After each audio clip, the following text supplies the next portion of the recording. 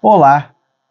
Você já percebeu que muitas vezes nós temos algum tipo de problema e vamos conversar com nosso marido, nossa esposa, filho ou colega de trabalho para tentar resolver o problema e acabamos piorando até por não saber conversar, por usar as palavras de uma maneira errada e acaba virando discussão, virando briga, ou seja, ao invés de solucionar o problema, acabamos piorando esse problema.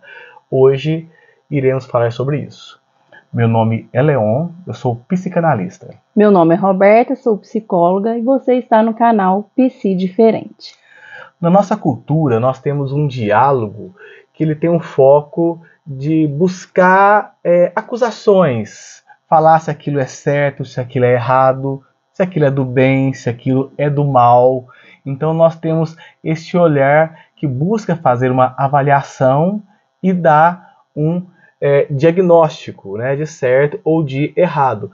Então nós não temos um diálogo muito voltado a solucionar o problema, mas a emitir um parecer em relação àquele problema. Isso muitas vezes torna o nosso diálogo com um cunho acusatório. A gente acusa a outra pessoa de ter cometido algum tipo de erro. Então nós vamos trazer algumas técnicas, algumas estratégias para melhorar esse diálogo. E não somente o diálogo, para melhorar também a escuta. Dentro da psicanálise, nós temos uma escuta que é pautada na atenção, para você tentar entender a dor e o desejo do outro. É uma escuta atenta e desprovida de preconceitos, desprovida dessa avaliação, dessa acusação. Então são essas técnicas que vamos tentar passar para vocês. E vocês vão ver como isso pode melhorar tanto no relacionamento, marido e mulher, relacionamento com os filhos, né? E relacionamento também no ambiente de trabalho. Para ficar mais didático, eu vou trazer exemplos da nossa comunicação tradicional. Vou mostrar como que essa comunicação tradicional acaba muitas vezes piorando o problema, e vou trazer exemplos de uma comunicação que nós chamamos de comunicação não violenta, que é uma técnica, um método que foi trazido para um livro pelo psicólogo Marshall Rosenberg. Depois eu apresento o livro para vocês, para que vocês, caso queiram, possam estar comprando esse livro. Tá joia? Então vamos lá. Vamos pensar em uma relação dentro do casamento, onde a mulher fica em casa, trabalha, cuida dos afazeres domésticos e ela está carente. Ela quer conversar com o marido, ela quer ter mais atenção do marido. Então, esse é o foco, o objetivo da mulher. O marido, por sua vez, sai para trabalhar, está focado em ganhar dinheiro, em trazer o sustento para a família, então está com outro tipo de foco. E isso está trazendo um desbalanço, uma falta de alinhamento entre eles. Então, usando da comunicação tradicional, a mulher poderia chegar no marido e falar da seguinte forma: Você não me ama, você não me dá atenção. Eu fico o dia inteiro em casa trabalhando, arrumando a casa, lavando, passando, cozinhando e você não me valoriza. Note que nesse tipo de comunicação, a mulher acusa. Ela acusa o homem de não amá-la. Ou seja, não é possível ela saber se o homem a ama ou não a ama. Quem sente esse sentimento é do homem.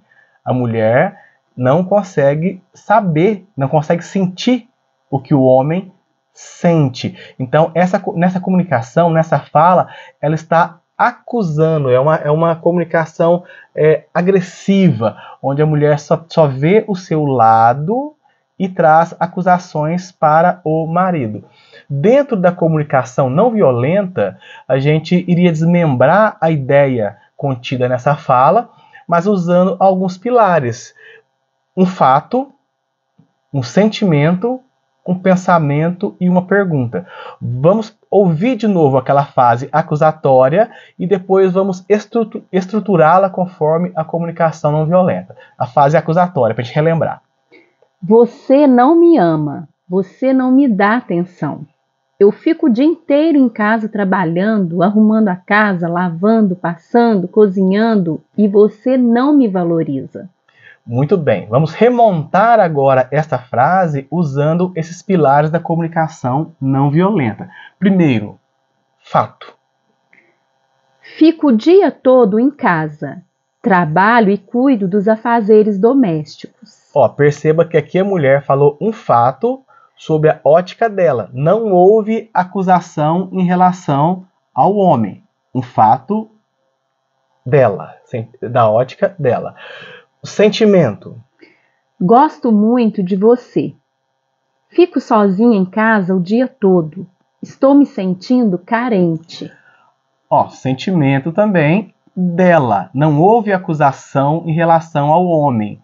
Não houve nenhum ataque em relação ao homem. Ela está falando de dois sentimentos dela aqui. O primeiro sentimento, que ela gosta do marido, ela ama o marido. Um sentimento. Outro sentimento, que ela está carente. Ela está falando dela. Ela não está acusando o marido. Pensamento. Se você não me dá atenção, penso que talvez eu não seja importante para você. Ó, ela está falando de um pensamento dela. Ela não está acusando o marido. Ela não está falando que o marido não a ama, que o marido não a valoriza. Ela está falando sobre um pensamento dela. E aí ela termina com uma pergunta. Vamos lá? Você pode me ouvir? Pode conversar comigo? Pode me levar para jantar fora? Pode me dar atenção? Note que seguindo essa estrutura, o diálogo ele fica mais acolhedor, sem acusação. Então a chance disso virar briga é muito menor. E sem contar que a mulher expõe as suas dores e as suas necessidades e pede ajuda para o marido. Então fica bem diferente, a estrutura fica bem diferente daquela comunicação tradicional. Vamos ouvir agora essa frase sem interrupções para a gente ver como que ela fica. Olha como ela fica muito mais leve de ser ouvida e como é muito mais fácil do marido atender a necessidade da esposa, caso a esposa siga essa estrutura para confeccionar a frase. Ó, percebam. Fico o dia todo em casa, trabalho e cuido dos afazeres domésticos. Gosto muito de você. Fico sozinha em casa o dia todo. Estou me sentindo carente. Se você não me dá atenção, penso que talvez eu não seja importante para você. Você pode me ouvir? Pode conversar comigo? Pode me levar para jantar fora? Pode me dar atenção? Perceba que nessa frase a mulher leva várias informações de maneira estruturada sobre ela, sobre os desejos dela, sobre as necessidades, as angústias dela e pede ajuda para o marido. Não há acusação. Ou seja, é muito mais fácil que ela consiga aquilo que ela quer, é muito mais fácil que o marido entenda as dores dela e a chance de virar uma briga é muito menor. Essas técnicas, essa elaboração pode ser feita em vários setores da vida. Dentre elas, com o filho. Vamos pensar numa situação. O filho chega no pai, chega na mãe e mostra o boletim escolar. O filho tirou notas ruins. Então, numa comunicação tradicional, o pai ou a mãe, ao verem as notas do filho, iria responder da seguinte forma. Você fica o dia todo em casa sem fazer nada, só jogando no celular e não estuda. Sua única obrigação é estudar e ainda tira nota ruim? Isso é uma vergonha, é inaceitável. Vai ficar de castigo no seu quarto sem celular por uma semana. Percebam, muitas vezes na nossa comunicação tradicional, a gente não tenta ouvir e entender as dores e a necessidade do outro. A gente já vem com uma resposta, com uma acusação, com uma avaliação. Isso é certo, isso é errado. Você não pode fazer isso. Você vai receber tal punição. Então, a nossa forma tradicional de dialogar, ela tem preconceitos, ela é punitiva e ela está sempre avaliando o certo e o errado. E ela não se preocupa em entender as dores e as necessidades do outro. Se a gente pegar essa mesma frase, esse mesmo contexto e reestruturar segundo os pilares da comunicação não violenta, olha como ficaria bem melhor. Um fato. Estou vendo seu boletim e percebi que suas notas foram abaixo da média. Ou seja, pegou aquele fato, o fato nu e cru, vamos dizer assim, e falou sobre ele. Sentimento. Fico triste, pois te amo e me preocupo com seu futuro. Não tem acusação, não tem punição. A mãe ou o pai estão expressando o sentimento em relação àquele fato. Pensamento. Acredito que você não esteja conseguindo administrar o seu tempo de forma adequada. Não está julgando. Não está falando, você fica no celular, você fica isso, você fica aquilo. Não. Eu acredito, eu penso, né? Talvez seja isso. Então, está falando a partir do pensamento dela, do pai ou da mãe, e não fazendo uma acusação. E a pergunta? Pode me dizer onde está tendo dificuldade para que eu possa te ajudar? Ou seja, a pergunta aqui ela é acolhedora. Não é aquele final de conversa que tivemos no primeiro exemplo, com uma punição, né? Você vai ficar de castigo, vai ficar sem celular. Não, aqui é uma pergunta acolhedora. Eu posso entender onde está a sua dificuldade para eu poder te ajudar? Naquele primeiro formato de conversa, com acusação, com punição, para que ele serve? Para afastar o filho dos pais. Por quê? Porque na outra oportunidade, quando o filho passar por problemas, talvez ele não procure o pai ou a mãe, por medo de reprovação, por medo de punição. Agora, nesse segundo formato, não. Nesse segundo formato, os pais se mostraram interessados em entender a dor do filho, em entender as necessidades do filho e ofereceram ajuda. Então, pode ser que os pais descubram o seguinte: descubram que o filho está sofrendo bullying na escola, está apanhando, então ele não consegue prestar atenção na aula por medo. Ou podem descobrir que o filho realmente está com dificuldade de entender a matéria, talvez esteja precisando de aulas de reforço. Podem descobrir que talvez o filho esteja com problema de visão, não esteja enxergando bem o quadro, então não esteja conseguindo copiar, entender a matéria por problema de visão. Ou o filho esteja com problema de audição, não esteja conseguindo escutar de uma maneira clara a professora. Independente do motivo, os pais se colocaram prontos para ouvir, para entender as dores e as necessidades do filho e para oferecer ajuda, ao invés de oferecer o quê? Punição, acusação.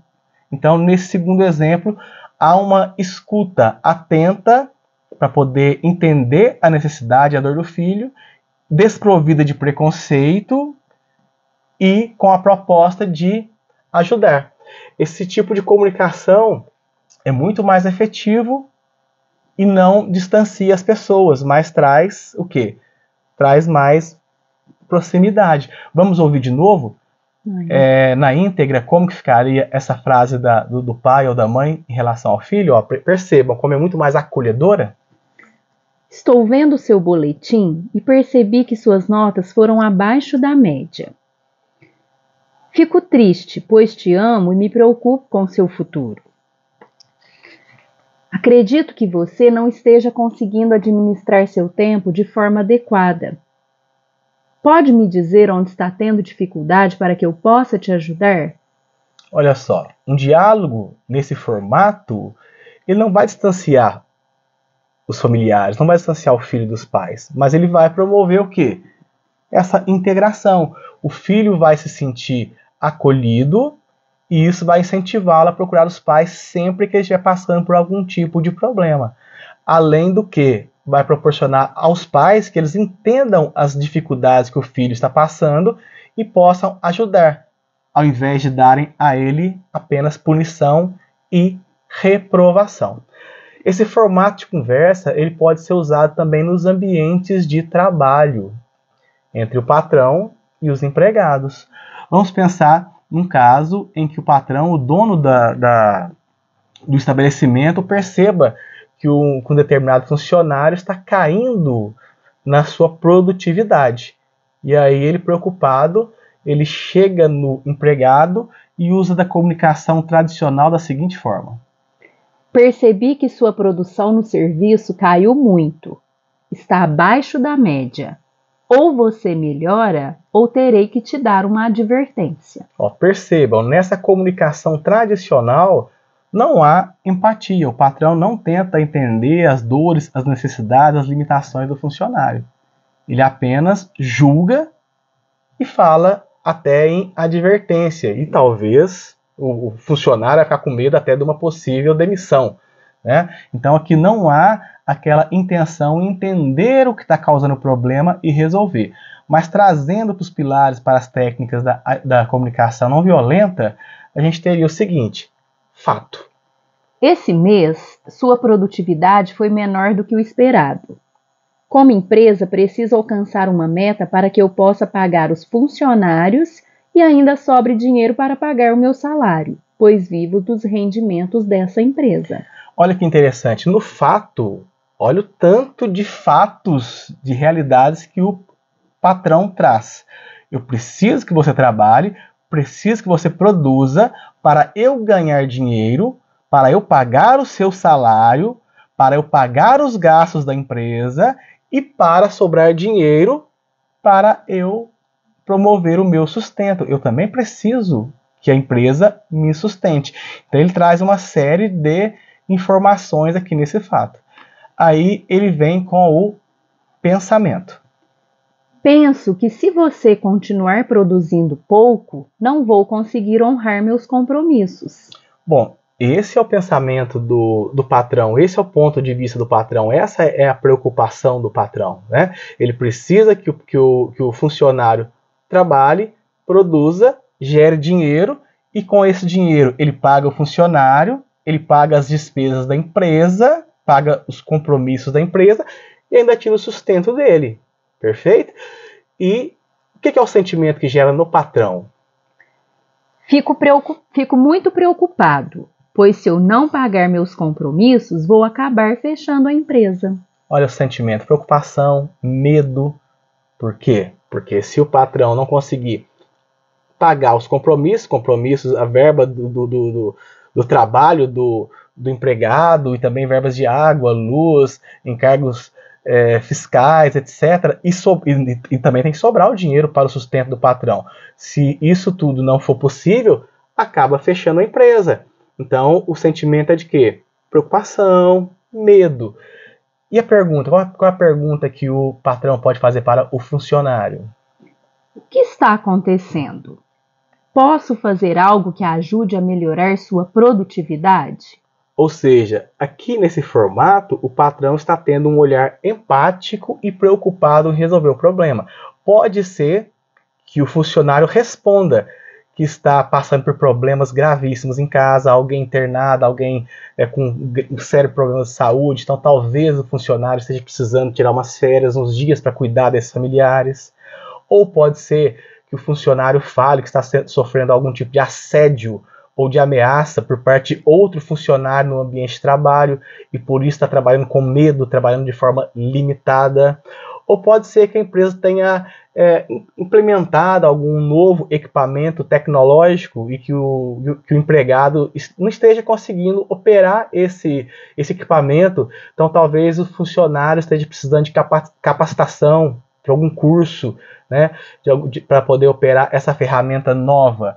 Mas aqui, nesse formato de conversa, o patrão não foi agressivo, não teve um olhar preconceituoso e se propôs ao quê? A entender as dores e as necessidades do funcionário e proporcionar ajuda. Vamos ouvir de novo esse texto na íntegra. Como que ele fica? Olha como ele não fica agressivo, olha como ele fica acolhedor e olha como é muito mais fácil resolver o problema. Esse mês, sua produtividade foi menor do que o esperado. Como empresa, preciso alcançar uma meta para que eu possa pagar os funcionários e ainda sobre dinheiro para pagar meu salário, pois vivo dos rendimentos dessa empresa. Penso que se você continuar produzindo pouco, não vou conseguir honrar meus compromissos. Fico muito preocupado, pois se eu não pagar meus compromissos, vou acabar fechando a empresa. O que está acontecendo? Posso fazer algo que ajude a melhorar sua produtividade? Ficou muito melhor, né?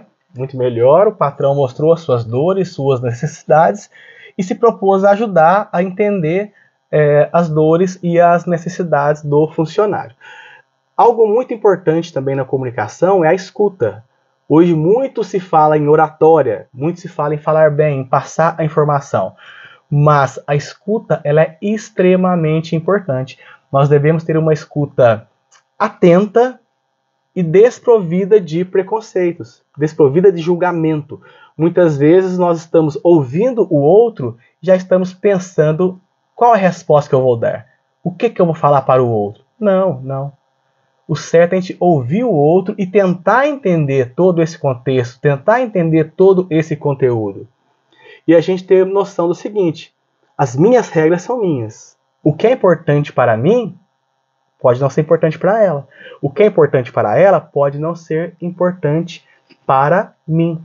Então vamos lembrar que lá daquele primeiro caso, o marido sai para trabalhar e está preocupado em ganhar dinheiro e prover o sustento da família. Isso é uma regra, é uma necessidade, é uma preocupação dele. Mas a esposa está em casa, ela tem outros objetivos, outras regras, outras necessidades, outras dores. Ela está em casa cuidando da casa, cuidando do ambiente familiar, mas ela está dentro do casamento, ela quer o quê? Ela quer acolhimento, ela quer companheirismo, ela quer esse contato de amizade com o marido. Ou seja, os dois estão com objetivos diferentes. Então é muito interessante, é muito importante que um consiga entender a dor e a necessidade do outro e que consigam perceber que eles têm regras diferentes. Enquanto a regra do marido, às vezes, é sair, ganhar dinheiro e juntar dinheiro para poder prover o sustento da família, a regra, a necessidade da mulher é outra, é ter essa cumplicidade. E é muito importante também a gente entender o seguinte: o trabalho, essa questão do marido sair para trabalhar, para buscar dinheiro, também é prova de amor. É a maneira dele mostrar que ama e que se preocupa. Também no caso lá dos pais com o filho. É muito interessante a gente saber que os pais se preocupam com a educação, com o aprendizado do filho, e essa preocupação é uma prova de amor, e os pais acreditam que se o filho for bem na escola, as chances dele se sair melhor na vida adulta são maiores. Ou seja, é uma prova de amor, é uma prova de preocupação para com os filhos. Mas nós temos que entender as dores, as necessidades, as vontades do filho. A criança está no momento de brincar, está no momento de receber proteção, receber acolhimento. É isso que ela necessita. Ela não necessita só de educação, só de cuidado, só de aprendizado. Ela precisa de várias outras coisas. Então, ter esse olhar empático. Sim, o olhar dos pais é muito importante para que a criança se desenvolva o seu intelectual, para que ela no futuro consiga dar conta das exigências da vida adulta. Mas hoje ela é uma criança, ela tem que brincar, tem que ter uma vida leve, tranquila, tem que ter proteção. São olhares, são focos, são objetivos, são prioridades diferentes. Também em relação ao patrão. O patrão tem uma prioridade, o funcionário tem outra. O patrão se preocupa com a empresa, se preocupa em ganhar dinheiro para pagar o funcionário, se preocupa em ganhar dinheiro para manter a empresa aberta e para ter o seu sustento também. Então essas são as obrigações, as necessidades, as dores, o ponto de vista do patrão. Já o empregado não. A dor do empregado qual é? Ir trabalhar, pegar o dinheiro no final do mês e cuidar da sua família. São pontos de vista diferentes. Muitas vezes o patrão tem que entender as dores do empregado.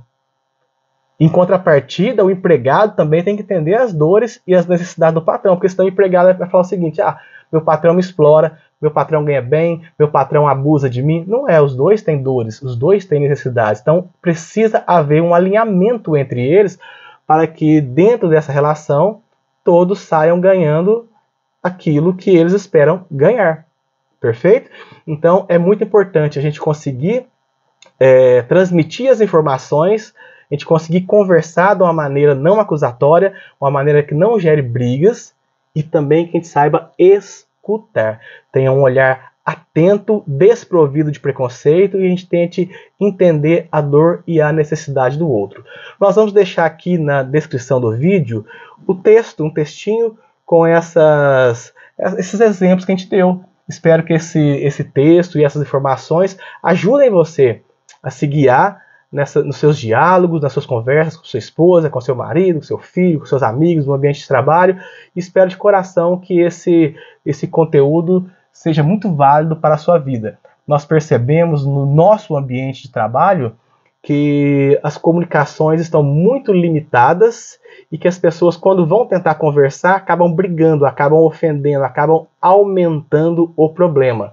Então, por isso, esse vídeo foi confeccionado com o intuito de realmente levar essas novas ferramentas para que vocês consigam ter um diálogo menos agressivo e pautado nesse olhar empático. Então fica aqui essa dica, ó, vamos criticar menos e vamos amar mais.